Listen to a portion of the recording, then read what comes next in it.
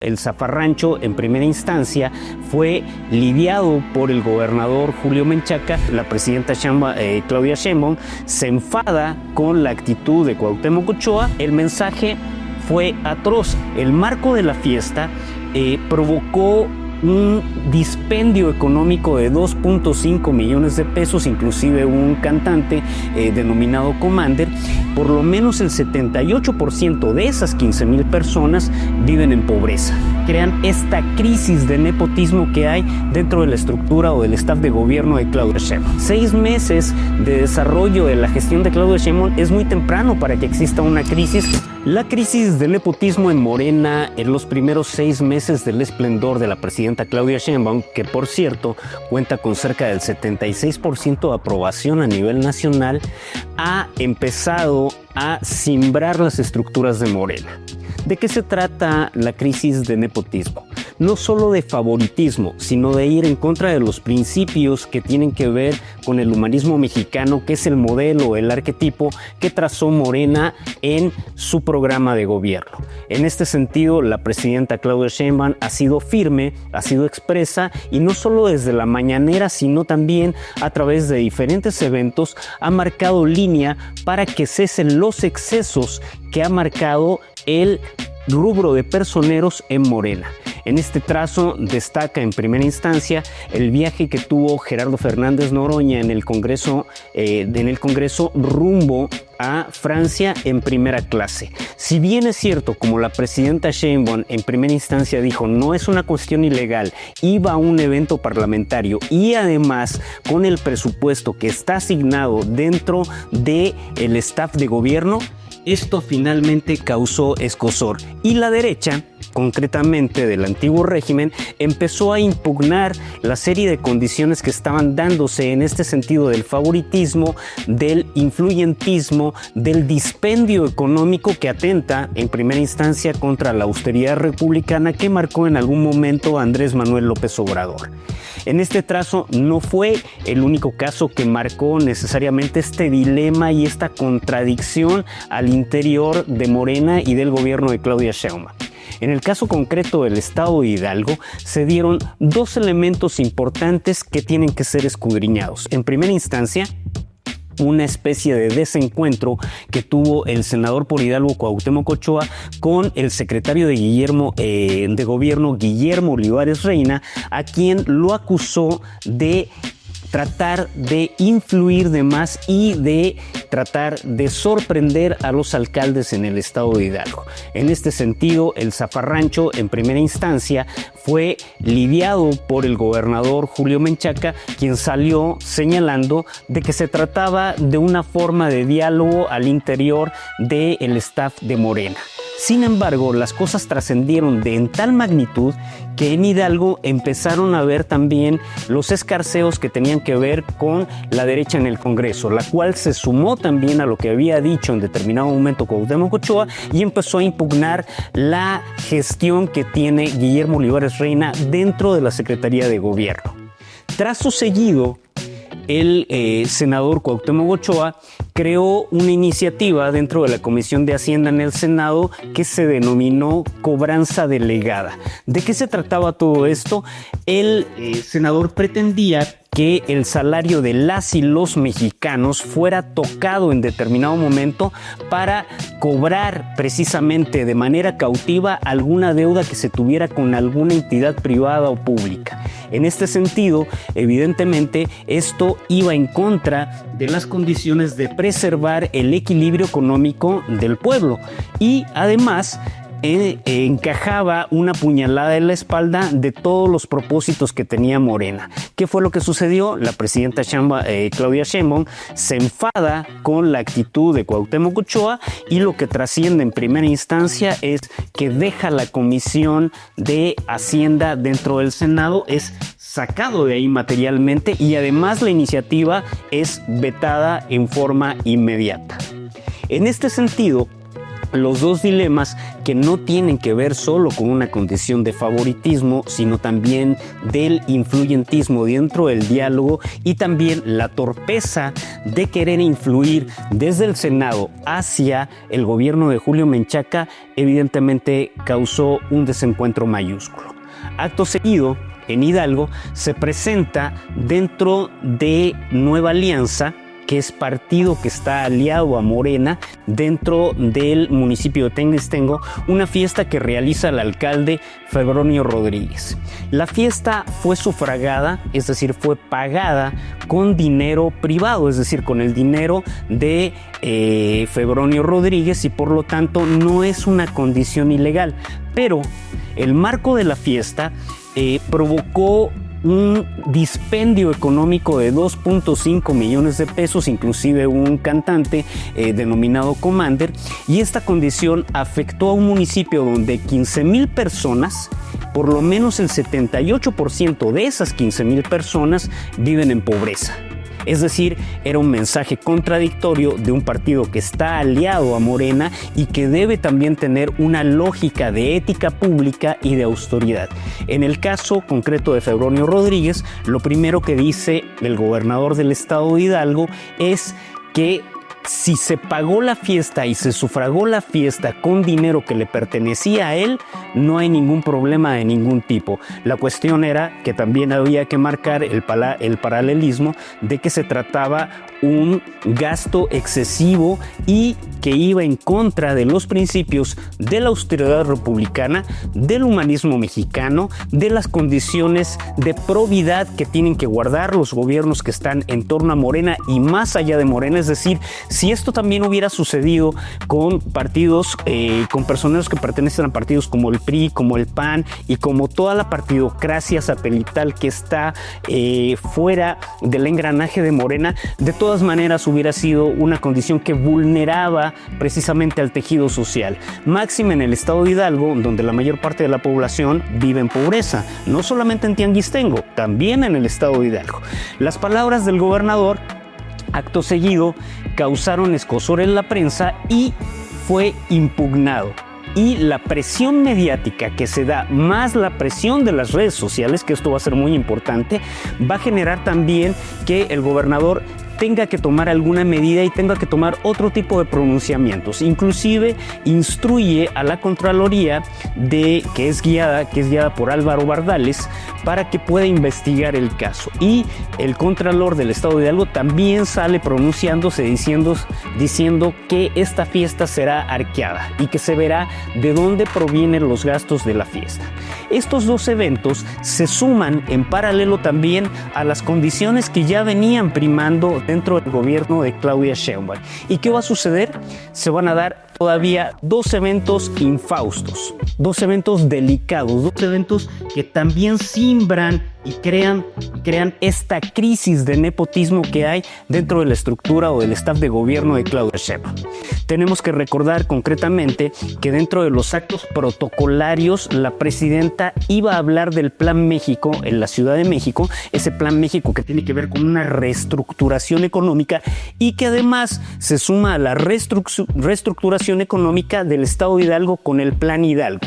Los dos planes tenían como cometido responder a lo que había pasado con la guerra de los aranceles y el hostigamiento y beligerancia del gobierno de Donald Trump sobre México. En este sentido, la presidenta iba al Zócalo capitalino, iba a hablar de esto y no solo de esto, también de temas paralelos que tenían que ver con el delicado momento que atravesaba México, y en ese momento va caminando por donde está toda la valla que preside el evento. Hay personeros de talla importante. Se saluda con la presidenta del partido, con Luisa Alcalde, sigue caminando y están tres personeros de la élite política de Morena: Adán Augusto López, Andrés Manuel López Beltrán y Ricardo Monreal. Los tres están conversando y le dan la espalda a la presidenta de la República.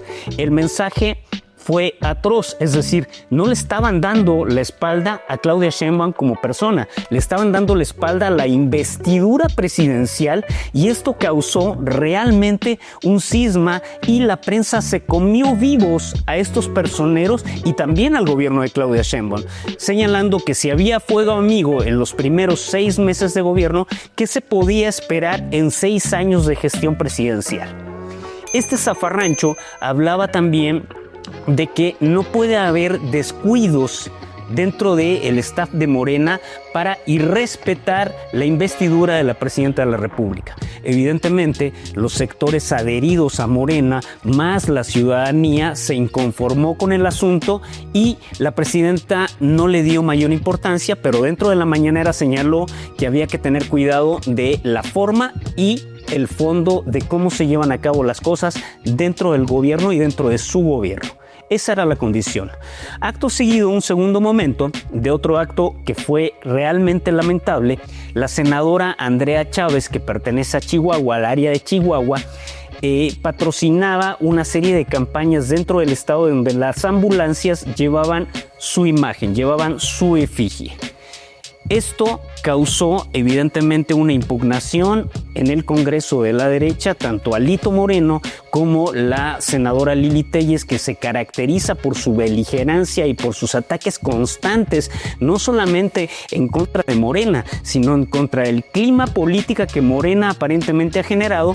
Empezó a impugnar la figura de Andrea Chávez. Andrea Chávez, más allá de poder tener un sentido de autocrítica como lo hubiera tenido Cuauhtémoc Ochoa, como lo hubiera tenido Adán Augusto, Andrés Manuel López Beltrán o el mismo Ricardo Monreal, finalmente se ríe de la bancada del PRIAN, señalando que son unos pitufos.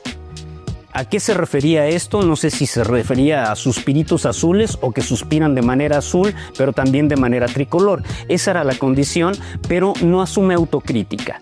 ¿Y qué pasa acto seguido? Que la presidenta Claudia Sheinbaum le llama la atención, y ahí sí es de manera directa.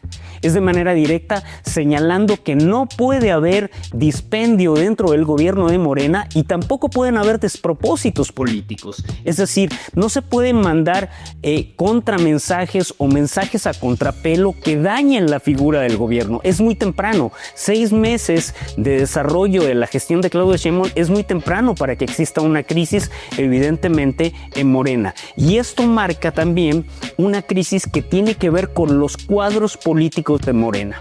¿A qué me refiero concretamente? A que Morena no es un partido estrictamente con un peso ideológico de izquierda que lo caracterice fundamentalmente. Es un partido que devino de un movimiento social de un líder de izquierda, en este caso Andrés Manuel López Obrador, pero esto no generaba necesariamente que todos los cuadros del partido político fueran finalmente de la izquierda y tuvieran un peso dentro de la ideología de izquierda, es decir, esta conciencia que la izquierda marca históricamente dentro de una serie de gobiernos en América Latina, lo que fue el de Salvador Allende en Chile, lo que fue el de Pepe Mújica en determinado momento en el Uruguay o de Petro en Colombia, no lo tiene. Y al no tenerlo, evidentemente empezamos a ver un híbrido, una especie de Frankenstein, en donde hay una serie de amalgamas de ideas que no son solo de izquierda. Y en este sentido, esta es una gran debilidad política del sexenio de Claudia Sheinbaum, porque no puede remar de manera uniforme con un solo pensamiento que unifique la identidad no solamente del partido Guinda, sino también de la estructura de gobierno y que también se identifique con la ciudadanía. Es decir, la mayor parte de los personeros no son de izquierda en Morena. Se dicen de izquierda, se ponen un chaleco Guinda, hablan de la izquierda, pero no hablan de un proyecto revolucionario que tenga que ver con repartir y redistribuir la riqueza del Estado entre los que menos tienen. No es ese el discurso y ese discurso está ausente. En este sentido, en el caso del Estado de Hidalgo, los cuadros del partido Guinda tampoco pertenecen estrictamente a un pensamiento duro o definido de la izquierda. Más aún, el partido Guinda, en el caso del Estado de Hidalgo, se conforma por 2 grandes arenas políticas. Una tiene que ver con los personeros del PRD que migraron hacia las filas de Morena, inclusive instados por lo que era el llamado de Andrés Manuel López Obrador, ¿no?, a formar un partido que le diera solidez y que le diera sentido a lo que había iniciado como un movimiento. Y en segunda instancia, el Grupo Universidad, un grupo político veleidoso que ha entendido que no necesita formar un partido necesariamente para penetrar a la clase política. Controla en Hidalgo evidentemente al Partido del Trabajo y también tiene escarceos históricos, es decir, se ha movido históricamente con diferentes partidos, inclusive uno de ellos es el Partido Naranja, evidentemente pensando que la socialdemocracia, por ser un partido joven, también es un partido que está adherido a las filas del control de la Universidad Autónoma del Estado de Hidalgo. Entonces, ante este espectro no claro, el líder del partido de Morena en Hidalgo, Marco Rico, no ha podido transigir de la mejor manera para limpiar al partido, para darle pureza ideológica y también ser el brazo que sostenga finalmente el peso político que tiene o debe tener el gobierno de Julio Menchaca. De hecho, lo que podríamos ver y analizar ahí es que tenemos un partido débil y un gobierno fuerte. Entonces, estas dos condiciones son vectores que colapsan o se encuentran o tienen desencuentros en el estado de Hidalgo y que no le han permitido al gobernador Julio Menchaca necesariamente consolidar el proyecto que necesita de cara a la sucesión del 2028, en donde la sucesión empieza desde la reforma de alternancia política de género impulsada por la presidenta Claudia Sheinbaum, que va a generar que las presidencias municipales y las gubernaturas y el mismo Poder Ejecutivo de la Nación tenga que presentar o experimentar alternancia de género. Es decir, si en este momento en México tenemos una presidenta de la República, el próximo sexenio tendrá que ser un varón el que rija los destinos de la nación. Si en el caso del estado de Hidalgo es un varón, que es Julio Menchaca, la próxima sucesión deberá darse por cuadros que tengan que ver con poder de género femenino. Esa sería la condición. Pero en el caso de Morena, las caras no sobran. Las caras no sobran dentro del staff femenino. Esa es una historia que vale la pena escudriñar y que también es parte del hilo sensible que tiene la erosión que vive la crisis en Morena de nepotismo, de influyentismo, de dispendio económico, de atentar contra los principios republicanos y evidentemente de atentar contra la austeridad republicana que marcó el ascenso político de la izquierda bajo el eslogan anticorrupción que construyó Andrés Manuel López Obrador. Si te gusta el análisis, no olvides suscribirte al canal, darle like y por favor deja tus comentarios para seguir creando contenido que a ti te interese y que permita crear ciudadanía. Aquí te dejo un video que te va a interesar.